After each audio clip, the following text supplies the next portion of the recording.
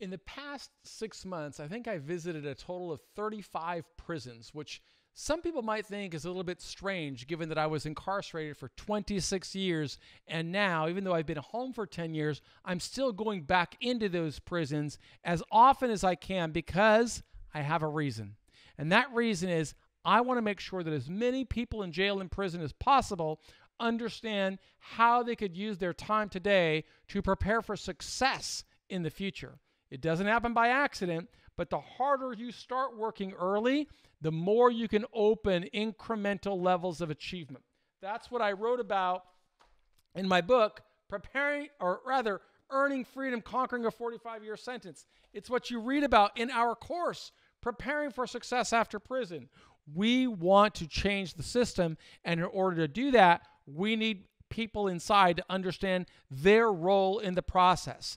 The more we can demonstrate that people are preparing for success after prison, the more successful we become. That's why we're super grateful to Edovo for allowing us to get on their tablets and reach more people. You have your premium content on Edovo. You also have our free content on Edovo.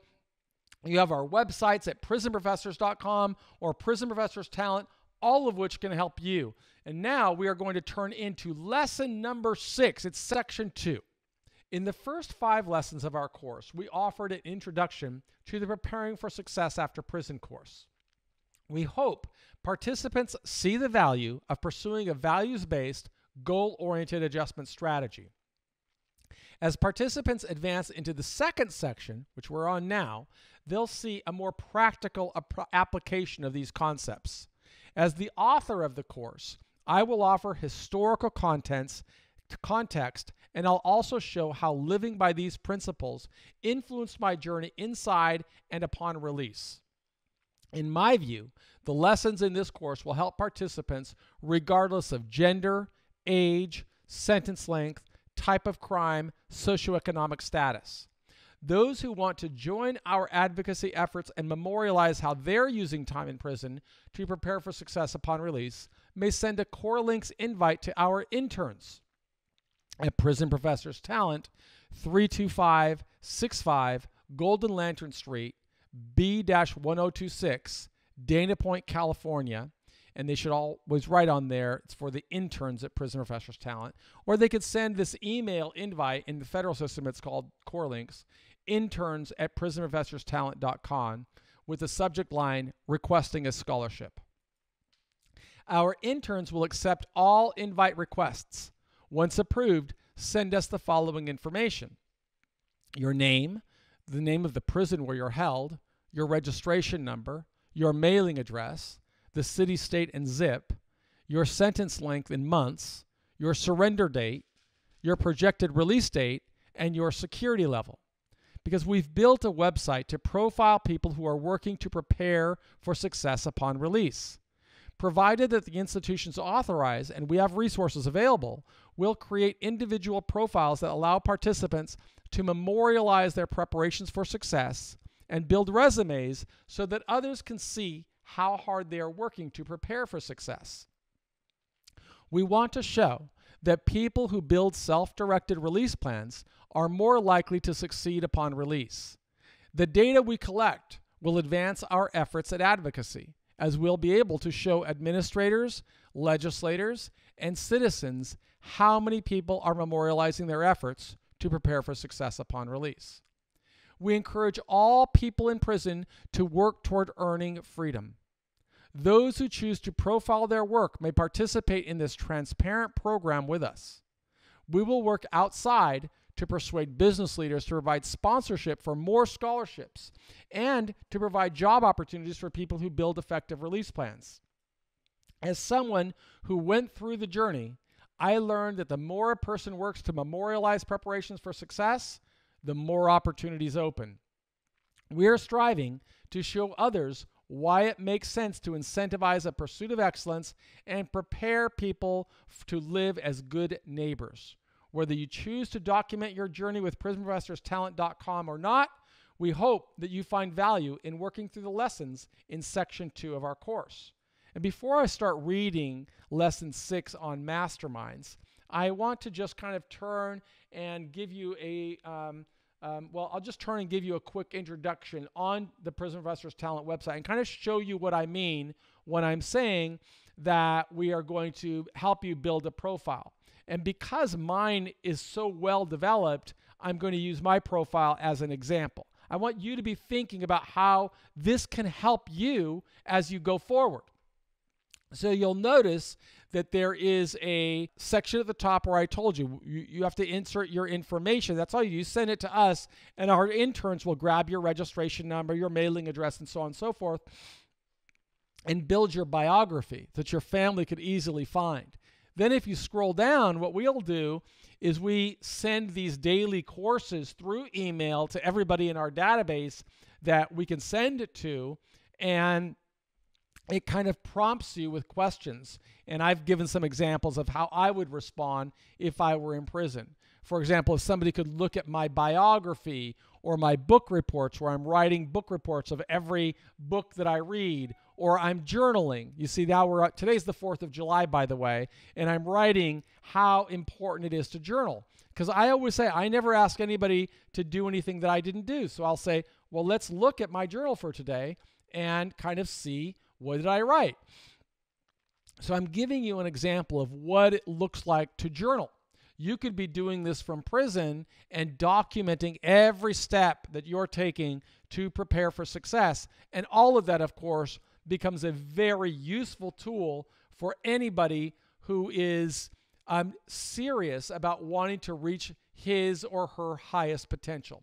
So this is really just a course for you, an example for you. I hope that you will use it. I hope that you will focus on figuring out what can you do, even if you don't have access to Prison Investors Talent or to send us a digital information. You could still do it yourself. I had to do it myself. I was in prison when there was no internet, but I never stopped my preparations for success. That's why I'm encouraging you to do the same thing. Now let's turn to Lesson 6. Lesson 6, Mastermind. Merriam-Webster Dictionary defines a mastermind as a person who supplies the directing or creative intelligence for a project. Where would you turn if you're looking for a mastermind? I suppose your answer would depend on your current situation. If you're a young man who aspires to become a professional athlete, you might consider someone who has proven himself in the athletic arena. If you're looking to create wealth, you may search for someone who has succeeded in building businesses and creating a sustainable enterprise that generates cash flow and monthly profits. If you're struggling, you may want to learn from someone who has endured similar challenges but emerged more potent than ever. Perhaps that person recovered from an illness. Maybe the person overcame an abusive relationship. The person may have gone through a lengthy prison term. Yet rather than allowing the prison term to define his life, he responded to the sentence in ways that allowed him to grow. Perhaps he learned lessons that would translate into new opportunities in prison and upon release. When searching for guidance from an expert, we may want to follow a multi-step process. Step 1, assess the status of our life at a given stage. Step 2, assess the merits or the qualifications of the person from whom we want to learn. And step 3, create a plan that will help us make incremental progress. Step 4, put priorities in place. Step 5, build tools, tactics, and resources that will advance our progress. Step 6, create an accountability tool to keep us on track. And step 7, execute our multi-step process every day. I learned those lessons at the start of my journey when Officer Wilson began bringing a series of books that I could read. I was in the special housing unit facing a life sentence. Since those leaders had gone through challenges much larger than I would face, I knew that I could learn from them. From their lessons, I learned that I would need to introspect, getting real with the predicament I'd put myself in. So who am I? Well, as described in the earlier sections, I made terrible decisions as a young man. I didn't listen to my parents, teachers, or guidance counselors. After finishing high school with mediocre grades, I got into trouble with the law. The friends I chose were also violating the law. I began selling drugs when I was 20. Authorities arrested me when I was 23. prosecutors charged me with violating drug laws. Despite knowing that I was guilty, I refused to accept responsibility. After a lengthy trial, a jury convicted me. While languishing in solitary confinement, I read books that helped question the decisions that put me in my predicament. I considered the authors of those books to be my masterminds. Had I learned from their valuable lessons earlier, I would have made different decisions. I would have paid more attention to guidance counselors or mentors in school. I likely would have made better decisions. Masterminds could have helped me avoid problems with the criminal justice system. Fortunately, it's never too early and it's never too late to begin making better decisions. Masterminds taught lessons that helped me through prison. Those lessons made all the difference in my life. Through this self-directed course, I'd like to share what I learned. Truthfully, I can sum up those lessons in one sentence. The decisions we make today directly influence our prospects for success tomorrow. Here's the question. In what ways does the system bear responsibility for our success upon release? In what ways do we bear responsibility for our success upon release? There isn't any correct answer or wrong answer to such questions. Yet if we meditate on such questions, we can develop better critical thinking. We can develop responses to help guide us to better decisions. Our deliberateness can lead to better discretion when choosing friends and how we spend our time. When we are living amid struggle, it is sometimes hard to accept the importance of all our decisions. Reflecting on lessons I learned while serving time brings back memories of the many types of pressure I felt. Prison separates people from our families and communities. We live in an environment where other people watch us all the time. Some people want to build or protect reputations. Others want to run away or hide from their past. Each person adjusts differently, but each person's adjustment influences the life ahead. Sadly, many people leave prison to experience further complications with law enforcement, unemployment or employment in dead-end jobs, homelessness. Good preparations can lead to success after prison, and I am very passionate about sharing the lessons leaders taught me. Since I served more than 26 years inside, I hope to build credibility with my audience. Throughout this self-directed course on preparing for success after prison, and through all the courses I create, I pledge honesty and promise never to pursue any path I did not follow. In August of 2013, I completed 9,500 days of imprisonment. Since returning to society, I have been committed to sharing strategies that masterminds taught me. I want people to make the connection between better decisions at the start of their journey and a better chance of building lives of meaning and success.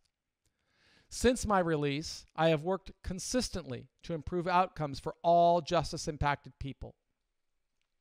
To succeed at a higher level, I will need to influence legislators, persuading them why we need mechanisms and incentives that encourage more people to work toward earning freedom. Those lawmakers and prison executives will want to see data. To persuade them to change laws or policies, our team will need to prove that people who work through the courses we create at Prison Professors have lower levels of violence or disruptive activities, higher levels of participation in educational programs, fewer disciplinary infractions, self-directed growth strategies, better prospects for higher levels of income upon release, lower levels of recidivism. I invite participants to collaborate with me in making this case to improve the outcomes of our nation's criminal justice system. To succeed, we will need to work together.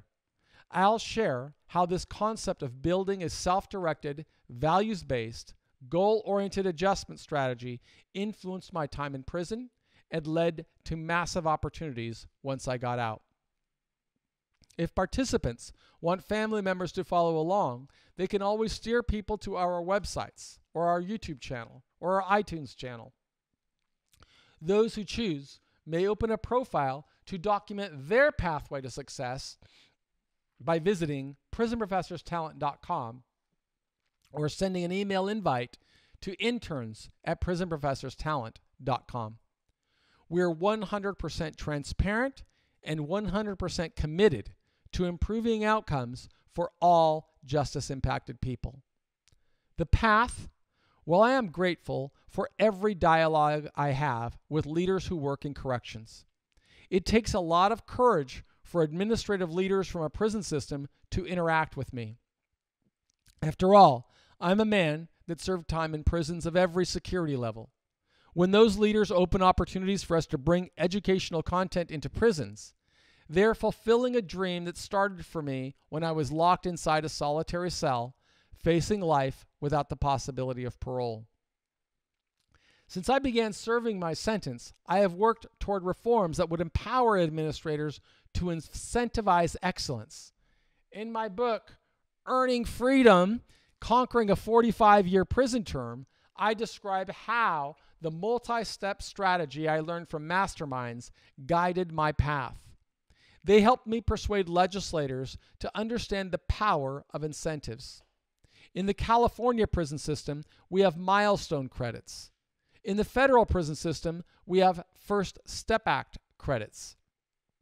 The political climate is far more conducive to meaningful reform than when I served my sentence.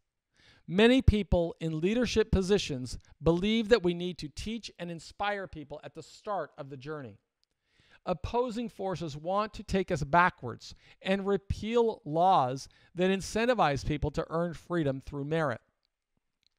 We need to continue efforts to help more people grasp the importance of motivating people as the days turn into weeks, the weeks turn into months, and the months turn into years. As participants work through the lessons of our course, I'll present what I learned from masterminds. They inspired and motivated me, teaching me to introspect and think about the decisions that brought me to prison. Through those reflections, I learned how to engineer a pathway that would lead me home with my dignity intact and opportunities to prosper. We're always making choices. The choices are like sowing seeds. We can choose to sow seeds that produce gardens of abundance, and we can also sow seeds that lead to thorns of misery. Regardless of where a person may be, I encourage people to think about the seeds they're planting.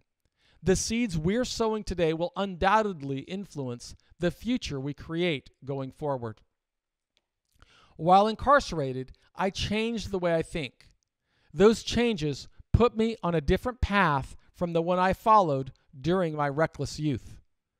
Since being released from prison, I feel obligated to pass along lessons that allowed me to be the change I want to see in the world, as Mahatma Gandhi advised. I'll share the strategies that empowered me through prison that I have continued using since I returned to society. In sharing these stories and lessons, I hope to teach and inspire others, like leaders taught and inspired me. Through this course, participants will see that I began working to prepare for success back in 1987, at the very start of my imprisonment. After a jury convicted me of every count in my indictment, I decided to change. I still remember the day that I started looking for lessons from leaders. I wanted to find people that could give me the strength to grow. I found those leaders in a philosophy book. At the time, I didn't know how to spell philosophy. I didn't know what the word meant. In flipping through the pages of a book I came across in the jail's book cart, I found true masterminds. Reading their stories taught me lessons. Those lessons helped me adjust in high security penitentiaries, medium, low, and minimum security prisons. I finished 26 years with the Bureau of Prisons in August of 2013. The adjustment in prison opened opportunities to succeed upon release. Lessons from leaders helped me to understand how and why I should use time effectively and deliberately. To grasp the influence of every decision, we need to connect the dots from struggle to success. Let me provide a brief background. If you're holding this workbook in your hand, you'll have tangible proof that a person can build a life of meaning and relevance after release from prison. Administrators expose people inside of many courses and programs, but it takes a lot of courage for them to allow books and courses from an author who served decades inside. I strive to earn their trust and the trust of participants who work through our self-directed courses. Let me begin by sharing more details of the story that led me through prison and back to society. I am not like offering another course creator that didn't experience what participants are going through. I went through every stage of the journey, including an initial arrest, pretrial detention, criminal trial and conviction by a jury, pre-sentence investigation, sentencing, designation to a high-security United States penitentiary, transition to medium-security federal correctional institutions, transition to low-security federal correctional institutions, transition to minimum security camps, transition to a halfway house and home confinement, early termination of supervised release, and success after prison. For these reasons, I am more of a tour guide than a travel agent. I have gone through similar experiences, and I know the pain of confinement. I won't be a travel agent who tells a person where to go or what to do. Through these self-directed lessons, people will see how adjustment strategies transformed my life while serving decades in prison. Decisions that led me to prison. Despite having had every opportunity to build a life of relevance and meaning as a younger man, I made one wrong decision after another. In 1982, Shorecrest High School in North Seattle awarded my diploma. I wouldn't say that I earned my diploma. Looking back, I freely admit that I was a lousy student. Following high school, I made undisciplined decisions. When I was 20, I watched the movie Scarface. The lead character, Tony Montana, made an impression on me. After seeing the movie, I started inquiring about how much dealers would pay for cocaine. I'd never sold cocaine before, but I wanted to learn. Once I understood more about the market, I traveled to Miami, searching for a supplier. After finding one, I calculated that I could earn a profit while shielding myself from prosecution. Quickly, I began to recruit others to join a distribution network. Not understanding the criminal justice system, I made more bad decisions. If I didn't handle the cocaine directly, I deluded myself that I would never get caught. I'd pay people to retrieve the cocaine in Miami, drive it to Seattle, and distribute the cocaine to customers. For 18 months, trafficking in cocaine became a way of life. I lied to my family and anyone else who asked about what I was doing. On August the 11th, 1987, the drug dealing phase of my life ended. 3 men stood close by when I stepped out of an elevator. As I approached, they asked my name. When I responded, the men each drew a handgun. In an instant, I saw the barrels of 3 different pistols, each pointing at my head. I didn't resist when they ordered me to raise my hands. The agents frisked me. Then they slammed cuffs around my wrists. That started my institutional routines. The agents locked me in a holding center in Miami, Florida. While being processed inside, I learned that a grand jury indicted me for operating a continuing criminal enterprise and other drug-related charges. The indictment charged that I'd be selling cocaine in Seattle and other cities for about 18 months before the DEA caught me. The charges carried a possible sentence of life without parole. At the time of my arrest, I only cared about getting out. Although I knew I was guilty of every charge, my defense attorney told me what I wanted to hear rather than what I needed to hear. He said there's a big difference between an indictment and a conviction. Instead of using good critical thinking, I agreed to let the attorney navigate my way through the judicial process. That strategy didn't work out so well. My attorney admonished me, telling me not to talk with anyone else. He told me to leave everything in his hands. Foolishly, I held on to a belief that I could win. I would walk out of if my attorney could persuade a jury that I wasn't guilty. He coached me on how I should present myself. By lying when I took the witness stand, denying my criminal behavior, I committed the crime of perjury. My lies didn't fool the jury. The foreman read the jury's verdict that convicted me on every count. After hearing the guilty verdict, I began to understand the depths of my trouble. Later, I realized much more. The guilty verdict would change my life forever. United States Marshals locked me in chains and led me out of the courtroom. They returned me to the Pierce County Jail. Suddenly, I was convicted felon rather than a pretrial detainee. Jailers locked me in solitary. The pressure weighed on me, crushing my spirit, extinguishing hope.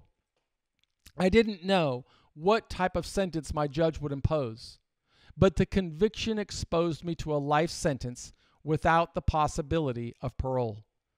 Since I had never been in prison, the prospects of such a sentence didn't make sense. Confined to a solitary cell, I remember lying on the rack. Although I wasn't religious, I started to pray, asking God for strength. It didn't make sense to pray for release. By then, I accepted that prison would become a big part of my life. Since I couldn't change the past, I had to deal with reality. Instead of asking for release, I prayed for strength and guidance. Challenges would come as I made the switch from jail to prison. I felt determined to prevail. Philosophy. While locked in confinement, I prayed for guidance. In response to those prayers, I got a philosophy book. Lessons in that book helped me to think differently. And by learning to think differently, I started to restore confidence. By restoring confidence, I began to feel better. Some readers who live in challenging circumstances may find it strange that I would turn to philosophy, and I understand. Until authorities locked me in jail, I hardly read at all. I hadn't read a single book since finishing high school 5 years earlier. I remember looking through the stacks of books on a book cart. I saw an abundance of westerns and romance novels. Fiction and storybooks would pass the time, but ignoring the problems created by my earlier decisions would not help me. Instead, I needed to solve problems. I needed guidance. With proper guidance, I believed that I would grow stronger. I would need that strength to cross through years or decades of prison. I am grateful to the officer who brought me a 2-volume book called A Treasury of Philosophy. The books were part of an anthology, which included submissions from many authors who wrote about their philosophy. The more I read, the more I understood that I had lived by a bad philosophy. Holding the book of Masters in my hand made me feel as if I had the keys to begin a better life. Socrates. When I flipped through the pages, I found the story about Socrates. I knew that other people considered Socrates a man of great wisdom.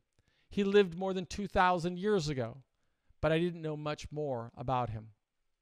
As I read the first paragraphs of that chapter, I wholly identified with Socrates because Socrates was locked in a prison cell. His imprisonment caught my attention. I learned that judges sentenced Socrates to death. He waited in that jail cell for his execution date. Socrates received a visit from his friend Crito. During the visit, Crito told Socrates that others had arranged for him to escape. With the foolproof plot, the jailer agreed to unlock the gate.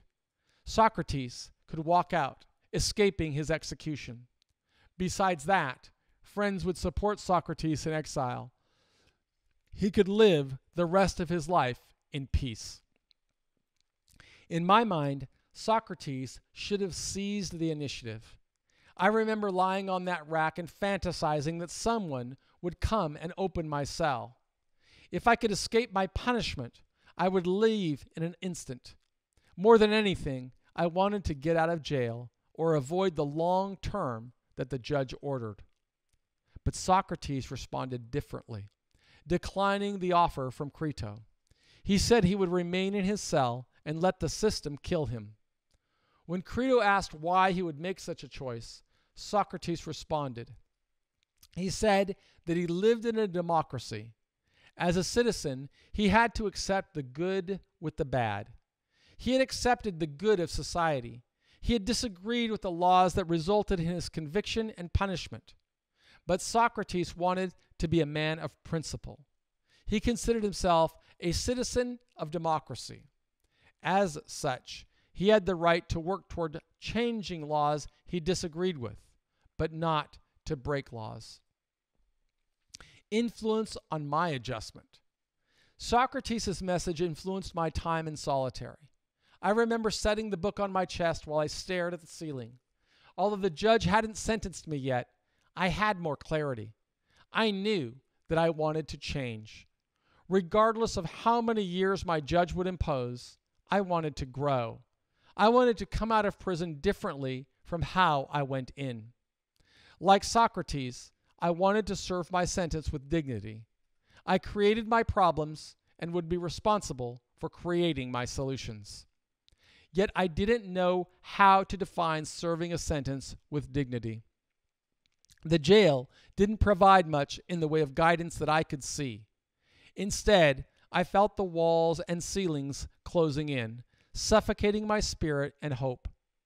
What, if anything, could I do to live a life of meaning and relevance? This course shows what I learned from masterminds like Socrates and how I came to answer that question. As participants work through the course, I encourage them to consider the same types of questions. Meditating on such questions changed my life. Here are some self-directed questions you can ask. 1. What's your name and what's your background? 2.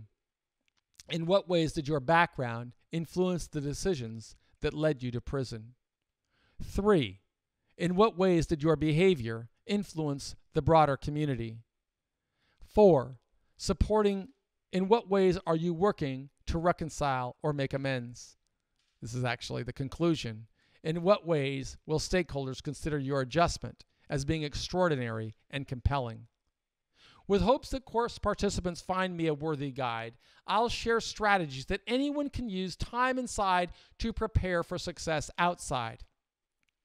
Each lesson offers strategies that leaders taught me, and I use them while crossing through 9,500 days in prison. I'm convinced that anyone can use time in prison to prepare for success. If participants are willing to learn from the same masterminds who taught me, I believe they can open new opportunities. Our country incarcerates millions of people. By learning how to think differently and applying what they know, participants in this self-directed course may create opportunities that allow them to return to society strong, with their dignity intact. They will learn how to seize opportunities and how to create opportunities. The decisions we make influence our prospects for success. Toward the end of my time in prison, I wrote Earning Freedom, Conquering a 45-Year Prison Term. In that book, I provide much more detail about my journey through prison. If a participant doesn't have access to Earning Freedom in the prison's library, consider requesting it from a friend. If you don't have a friend to send the book, consider writing to the following address to request a copy. There's our address, Earning Freedom, 32565 Golden Lantern Street, Suite B-1026, Dana Point, California, 92629. Or send us an email to interns@prisonprofessorstalent.com. If we have resources available, we will send the book without charge. It's one way of showing our commitment to helping people in prison prepare for success. Those who read Earning Freedom may follow along the entire journey, starting with the day of my arrest on August the 11th, 1987. The story takes readers through jails and prisons. It shows the relationship between decisions in prison and opportunities after release. As a companion to Earning Freedom, I wrote Prison, my 8,344th day. This self-directed workbook shows how to maintain discipline and the importance of daily decisions. On August the 13th, 2012, after 25 years inside, I transferred from the federal prison camp in Atwater to a halfway house in San Francisco. Then I served the final 6 months of my sentence in home confinement in a newly constructed house I purchased during my first weeks in the halfway house. After getting some traction in the career I was building, I wrote another self-directed workbook, Success After Prison. I wrote that workbook with hopes of providing pathways people in prison could use to prepare for success. I wanted them to see the relationship between a person's decisions in prison and prospects for success upon release. Masterminds taught me those lessons, and I intend to pass them along through the courses we create through prison professors. Make your commitment to lifelong learning. Regardless of where we may be, we always have opportunities to change. When we change how we think, we may alter how we act. If we start sowing seeds for a better future, we simultaneously begin to restore our confidence and build self-esteem, even if we're locked in prison. Remember, today's decisions directly influence our prospects for success in the months, years, and decades ahead. If we build a stronger mindset, we can adjust to prison in ways that put us on a pathway for more opportunities. A strong mindset helped me commit to positive programs while I served my sentence. It influenced the friends I chose, and my attitude influenced every step along the journey. In my 16th year of the sentence, I got married. I nurtured that marriage through the final decade that I served. When my wife would visit me, I'd tell her about the career I wanted to build when I got out. Besides becoming successful in business, I pledged to pay tribute to the masterminds that influenced my adjustment. I intended to create resources that people could use to adjust well as they went into prison, build bridges that would connect people who served time with employers, help more Americans understand steps we could take to improve prison systems across America. To build credibility, I knew that I would need to become successful in society. And for that reason, I pledged to my wife that within 5 years of being released from prison, I would build assets worth more than $1 million. If I could achieve that goal, I believed others would be more inclined to believe in the lessons I offered. Experience convinces me that anyone can sow seeds for success, even if that person starts inside a solitary cell. The key would be to help people believe that it's never too early and never too late to prepare for a triumphant return to society. Below, I offer a summary of what I experienced after leaving the federal prison in Atwater, California. August the 13th, 2012. My wife, Carol, picked me up from the Atwater prison and drove me to the halfway house in San Francisco. August the 14th, 2012. My case manager in the halfway house gave me a pass to the DMV to take the driver's license exam. August the 15th, 2012. I had my first day of work at a job I coordinated before I left prison. August the 30th, 2012. Despite having a 000 credit score, I persuaded a real estate developer to finance a new house that his company would build for me. November the 24th, 2012. The San Francisco Chronicle published a front page story about my journey through prison and return to society. February 12th, 2013. I transitioned from the halfway house to home confinement. June 14th, 2013. While still in the halfway house, I traveled to San Diego to speak for a panel of federal judges about the prison experience and what we could do better. August the 12th, 2013, I finished my obligation to the Bureau of Prisons after 9,500 days. August the 28th, 2013, I began teaching as an adjunct professor at San Francisco State University. October the 17th, 2013, NBC News profiled me as I taught in a San Francisco jail at San Francisco State University and at UC Berkeley.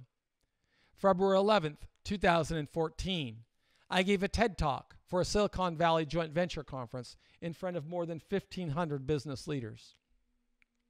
April the 2nd, 2014, the PBS NewsHour profiled me on a news segment about efforts to bring positive reforms to the prison system. May 29th, 2014, I moved from San Francisco Bay to Newport Beach to expand my career with real estate investments. July 1st, 2014, the Rabina Institute invited me to serve as an advisory council member for a panel to assess probation and parole procedures in 50 states. August the 12th, 2014, Federal Judge Susan Ilston granted early termination of my supervised release with support from the AUSA and my probation officer. January 15th, 2015, I launched prisonprofessors.com, which became prisonprofessors.com when I partnered with Sean Hopwood in 2017. February 13, 2015, I keynoted a symposium on federal sentence reform at UC Hastings Law School.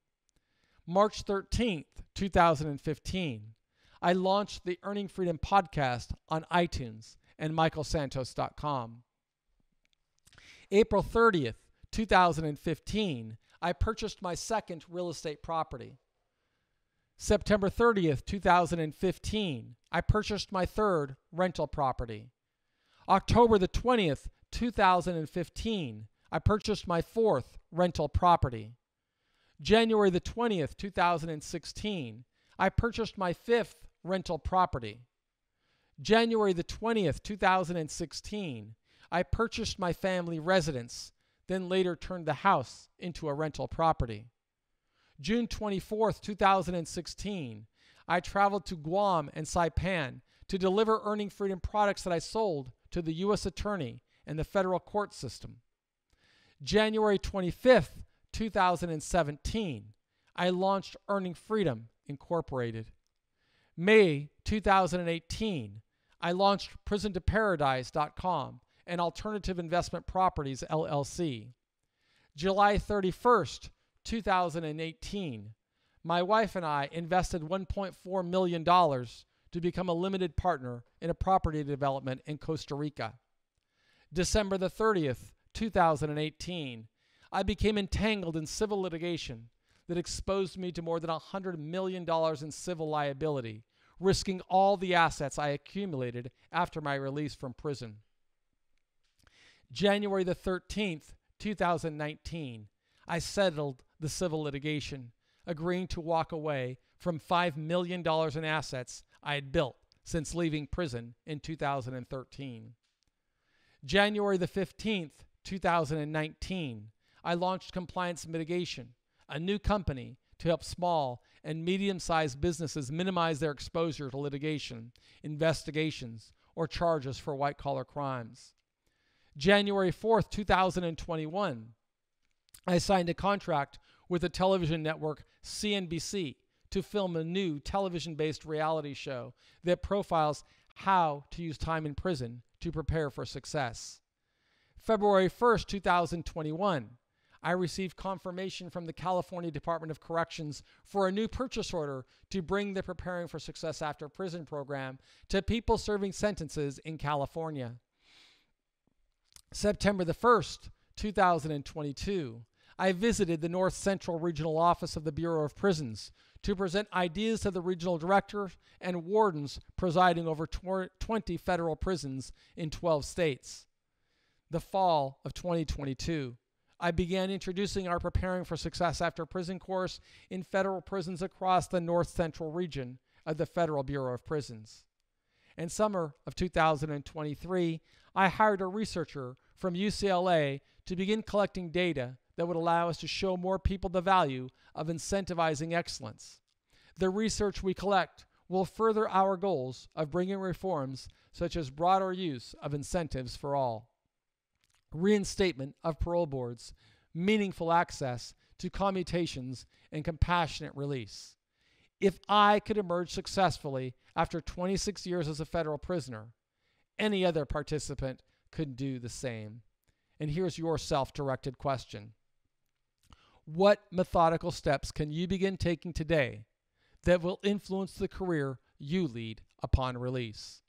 And there at the bottom of our page is our mailing address for those who are watching this on the Adovo tablet, or those who are inside of a California Department of Corrections prison or the Federal Bureau of Prisons. We are always striving to show you the pathways to success, and we want you to begin documenting your pathways to success. In fact, here on prisonprofessors.com, I feature a testimonial page where if you scroll through it, you could see all of the different things I was talking about. But notice how I documented it from the very beginning of my journey. You can go back, way back here to, I think, when I first got out of prison, and it's actually profiling all of these different those different goals that I was working toward very early in my journey. That's from 2006 when I was still serving time in Lompoc, then New York Times review, Seattle Times reviews, Lompoc record reviews. I'm still in prison, Santa Maria Sun. I'm writing and working and documenting in Forbes and showing people that if we work, and if you click these, incidentally, if you click these links, they'll take you to the exact link. So just scroll down there. It goes to one of my websites, and then it shows letters. And like this one right there, you can see it's a letter from Stanford Law School that they wrote on June 2012 when I was still in prison. And they're writing letters. We are professors of law at Stanford University and law school. And they're writing here that Mr. Santos has served 25 years as a nonviolent drug crime. They're saying that, they've never written such a letter before, but they've never done this before, but they consider me as important to changing the law. Has long been acquainted with Santos, right? She's writing as a former director of the Rand Corporation, that she considers me a serious scholar of the criminal justice system. His extensive writings transcend any ideological criticism of American criminal justice. Rather, he has read and written widely about contemporary policy and penal policy. And once he is released, he will be able to work steadily and productively as a writer and as researchers, as well as a counselor on released inmates. In that regard, they're just writing. They're inviting me to work at Stanford Law School and contribute to these types of reforms that have led to legislative changes. This is why I'm telling you, start documenting your record right now. None of that would have opened for me had I not started doing that while I was in prison serving multiple decades. The sooner you start sowing seeds for success, the sooner you can be more effective. That's why I want to thank Adovo for allowing us to reach out to hundreds of thousands of people. And we encourage you to look at our premium content on their premium content store, but all of our free content as well. I encourage those who have family members outside to visit prisonprofessors.com or prisonprofessorstalent.com to see how you can start documenting your story and preparing for a life of meaning and relevance and success and dignity, even if you've made some bad decisions in the past. My name is Michael Santos. I've never asked anybody to do anything I didn't do. I believe in you, I trust in you, and I want you to help us be the change we want to see in the world. Thanks so much for being a part of our community.